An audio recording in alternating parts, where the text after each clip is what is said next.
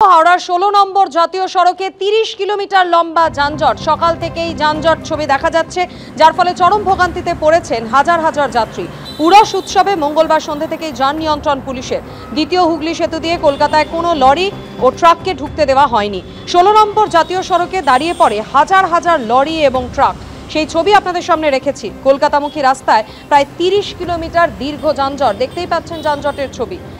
কিছু গাড়িকে ডানকুনি হয়ে কলকাতায় ঢোকার অনুমতি দেওয়া হয় ডানকুনির রাস্তাতেও, যার ফলে যানজটের সৃষ্টি হয়। সকাল 10টার পর ধীরে ধীরে যান চলাচল শুরু হয়েছে।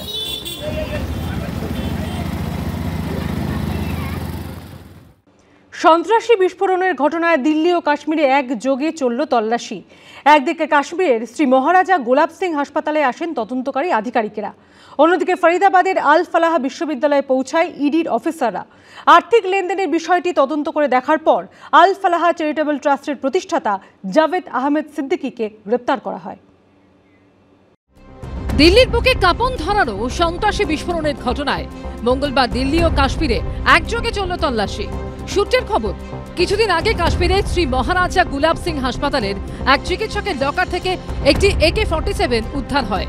সেই সূত্র ধরে মঙ্গলবার চিকিৎসক ও স্বাস্থ্যকর্মীদের লকার খুলে দেখেন তদন্তকারীরা। दिल्ली में हुए ब्लास्ट की जांच जैसे जैसे आगे बढ़ रही है, वैसे वैसे कई राज्य इसकी चपेट में आ रहे हैं और जांच का दायरा जो है वो कई राज्यों तक बढ़ रहा है। हम इस समय जम्मू में हैं। जम्मू का सबसे बड़ा जच्चा बच्चा अस्पताल है, SMGS हॉस्पिटल है, और यहाँ पर जो लॉकर्स हैं डॉक्टर्स की, उनकी यहाँ पर वेरिफिकेशन की जा रही है। बता दूं, हालांकि यहाँ पर ये सामान्य प्रक्रिया है, लेकिन जिस तरह से दिल्ली में ब्लास्ट हुआ है और उसमें डॉक्टर्स का नाम आया है, उसके बाद इस प्रक्रिया को और गहन किया गया है और यहाँ पर अस्पताल के जितने भी लॉकर्स हैं उनकी जांच की जा रही है। और क्या कुछ इस प्रक्रिया के पीछे मकसद है, हमारे साथ इस हॉस्पिटल के medical superintendent doctor Dara Singh ji है। सर, नॉर्मल रूटीन तो आपकी ये रहती ही है इस तरह से, लेकिन जिस तरह से ब्लास्ट हुआ है और उसके बाद अब लगातार आप अपने सिक्योरिटी के साथ पूरे जो है लॉकर्स देख रहे हैं, क्या मंशा क्या है, क्या अचीव करना चाहते हैं? मंशा ये है कि देखो, इस चीज़ को हम थोड़ा इंटेंसिफाई करके और स्ट्रेंथन करना चाहते हैं कि कहीं से हमारे से तो नहीं कहीं चूक हुई है।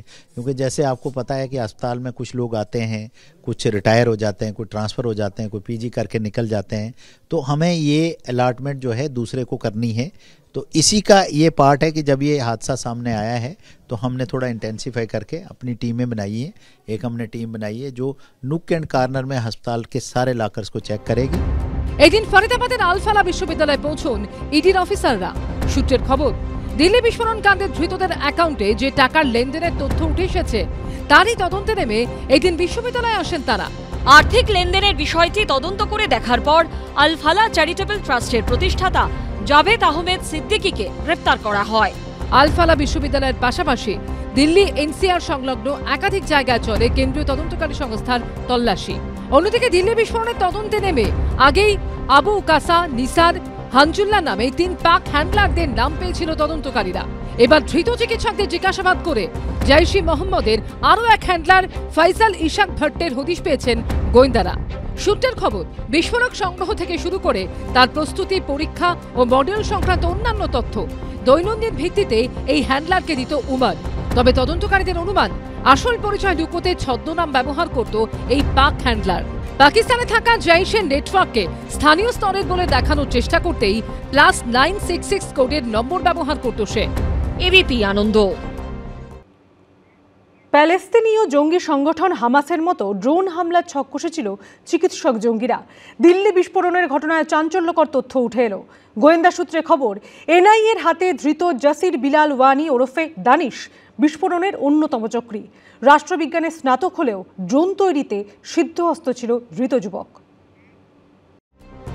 দেখতে ছোট কিন্তু কাজে মারাত্মক, বিপক্ষে প্রাণ নেবার জন্য যথেষ্ট, কিন্তু নিজের ক্ষয়ক্ষতির কোনো সম্ভাবনা নেই। ফরিদাবাদের চিকিৎসক মডিউলের পরিকল্পনা ছিল ভয়ঙ্কর। মেধা বুদ্ধিকে পুরোপুরিভাবে জঙ্গি নাশকতায় লাগিয়েছিল তারা। আর এই আবহেই সূত্রের খবর, দিল্লিতে গাড়ি বোমা বিস্ফোরণের আগে প্যালেস্তিনীয় জঙ্গি সংগঠন হামাসের মতো ড্রোন হামলার ছক কষেছিল চিকিৎসক জঙ্গিরা। ধরুন, দিল্লির কোনো ব্যস্ত চৌরাস্তা, সিগন্যালে দাঁড়িয়ে রয়েছে শয়ে শয়ে গাড়ি, হঠাৎ করেই আকাশ থেকে উড়ে এলো ড্রোন, আর পর মুহূর্তেই মাটি কাঁপানো বিস্ফোরণ। সূত্রের খবর, 10-20 জন নয়, চিকিৎসক জঙ্গি মডিউলের টার্গেট ছিল দিল্লি ও দেশের অন্যান্য এলাকায় শয় শয় মানুষের মৃত্যু, ব্যাপক ক্ষয়ক্ষতি, সীমাহীন আতঙ্ক ছড়ানো।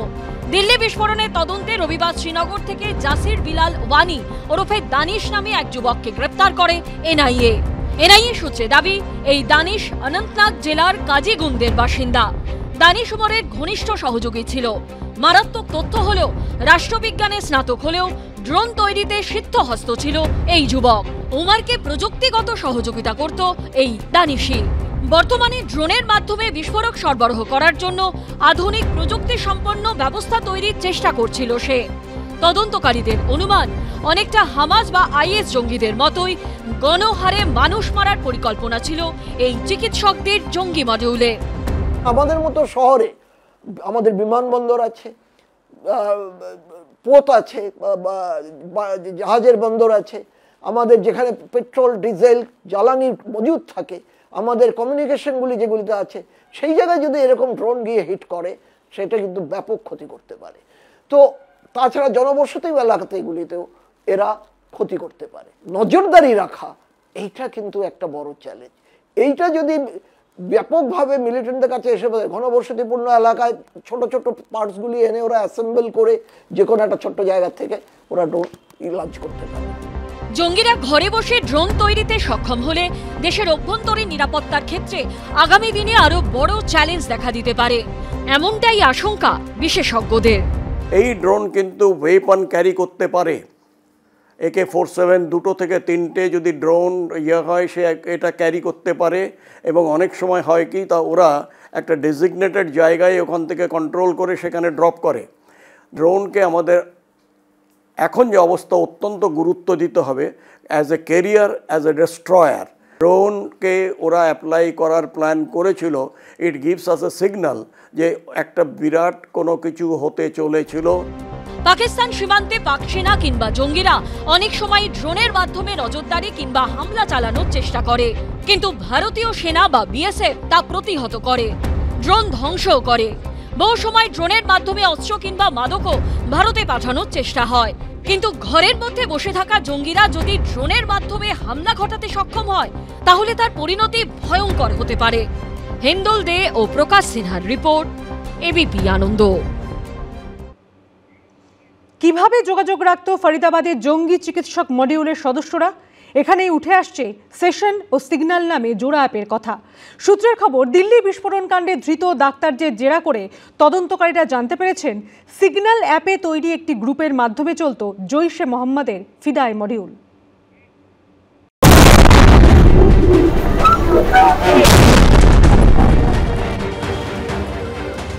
দিল্লি বিস্ফোরণের ঘটনায় তুরস্ক, আফগানিস্তান থেকে পাকিস্তান একাধিক দেশের জঙ্গিদের হ্যান্ডলারদের যোগ মিলেছে আগেই। প্রশ্ন উঠেছে, দেশ বিদেশের জঙ্গি সংগঠন এমনকি নিজেদের মধ্যে কিভাবে যোগাযোগ রাখত ফরিদাবাদের জঙ্গি চিকিৎসক মডিউলের সদস্যরা? আর এখানেই উঠে আসছে সেশন ও সিগন্যাল নামে জোড়া অ্যাপের কথা। সূত্রের খবর, দিল্লি বিস্ফোরণ কাণ্ডে ধৃত ডাক্তারদের জেরা করে তদন্তকারীরা জানতে পেরেছেন সিগন্যাল অ্যাপে তৈরি একটি গ্রুপের মাধ্যমে চলত জৈশে মোহাম্মদের ফিদায়ে মডিউল।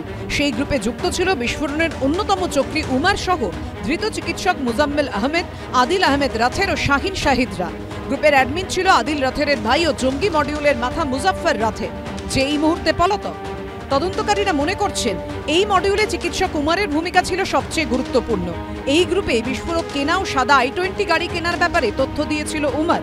অ্যামোনিয়াম নাইট্রেট, ট্রাইঅ্যাসিটন ট্রাইপ্যারক্সাইড সহ অন্যান্য রাসায়নিক সম্পর্কে বিস্তারিত তথ্য এই গ্রুপেই জানাতো উমার। কোন রাসায়নিক কত পরিমাণে কেনা হয়েছে, কোথা থেকে কেনা হয়েছে এবং আগামী প্রস্তুতি কি নেওয়া হবে সেসব ব্যাপারে ক্রমাগত আপডেট দিতেন উমার। ফরেন্সিক তথ্য অনুযায়ী উমারের পরিচয়কে কাজে লাগিয়েই যাবতীয় বিস্ফোরক, টাইমার সহ অন্যান্য যন্ত্রপাতি কেনা হয়েছিল। সেশনে যখন ওরা চ্যাট করছে তখন কিন্তু তাদের কোনো কেওয়াইসি দরকার পড়ছে না, মোবাইল নাম্বার দরকার পড়ছে না। কিন্তু এর থেকেও যেটা ভয়ঙ্কর, আমরা দেখেছি যারা টেররিস্ট তারা কিন্তু এখন এমন কিছু ডিভাইস ব্যবহার করছে যেগুলো দুটো ডিভাইসের মধ্যে ডাইরেক্ট চ্যাট করা যাবে, কিন্তু সেই চ্যাটটার জন্য কোনো ইন্টারনেট কানেকশন লাগবে না, কোনো সিম কার্ড লাগবে না, কোনো টেলিফোনিক কানেকশন লাগবে না। তার মানে এই দুটো ডিভাইসের মধ্যে যে চ্যাটটা হচ্ছে সেটা কিন্তু completely out of the radar.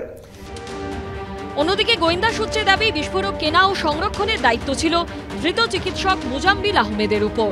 বিস্ফোরক ও রাসায়নিক মুজাম্বিলের ভাড়ার ঘরে পাঠানো হলে গ্রুপের সকলকে আশ্বস্ত করতে সেই সংক্রান্ত সমস্ত ছবি গ্রুপে পাঠাতো মুজাম্বিল।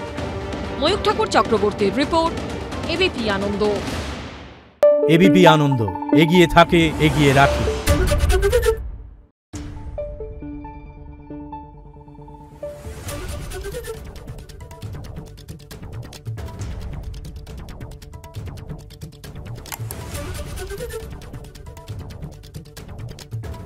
Thank you.